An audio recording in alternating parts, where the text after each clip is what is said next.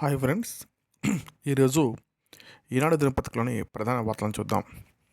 విభజన సమస్యల పరిష్కారానికి మూడంచెల విధానం. ఇరు రాష్ట్రాల ఉన్నతాధికారులు మంత్రులతో 2 కమిటీలు. తొలుత వాటి పరిధిలో చర్చలు, పరిష్కారం కానివి సీఎంల వద్దకు. నిర్ణీత వ్యవధిలో సమస్యల పరిష్కారం. డ్రగ్స్, సైబర్ నేరాల కట్టడికి ఉమ్మడి కృషి.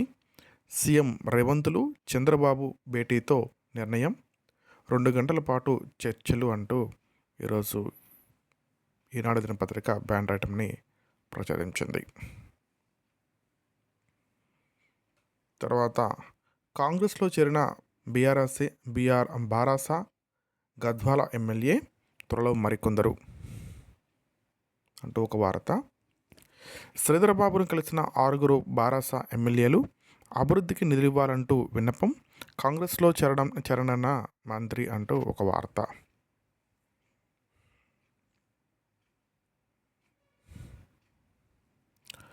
కాళేశ్వరం పంప్ హౌస్లపైన విచారణ.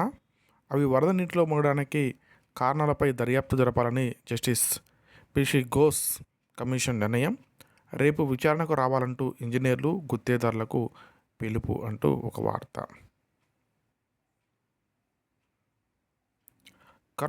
ఖరారు కాని నీట్ కౌన్సిలింగ్ షెడ్యూల్. ఇకపై ఏడాది 2 సార్లు టెట్. ఈ నెల 23న కేంద్ర బడ్జెట్. ప్రభుత్వ సలహాదారుగా కేకే అంటూ కొన్ని వార్తలను ఈనాడు దినపత్రిక ప్రచురించింది. వీటి వివరాలను లోపల పేజీల్లో పొందుపరిచింది. ఇవి ఈనాడు దినపత్రికలోని ప్రధాన వార్తలు. Thank you for watching. I shall meet again in the next video.